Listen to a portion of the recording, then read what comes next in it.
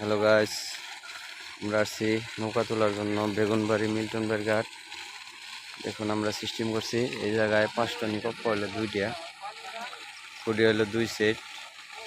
দেখেন 2 দিনের চেষ্টায় আমরা নৌকাটা ভাসাইলাম, আবার হুইস লাগাইছি। হুইস লাগাই সাইডে টাইনে আনছি যে এটা হলো আমাদের ছোটোটা, আরেকটা আছে বড়টা।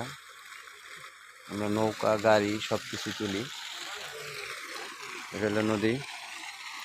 দেখেন ডেজার মেশিন পুরো একটা 6 সিলিন্ডার ইঞ্জিন পাম্প সহ পুরা নৌকাটা ডুবে গেছিল বৃষ্টির মধ্যে বৃহস্পতিবার দিনের।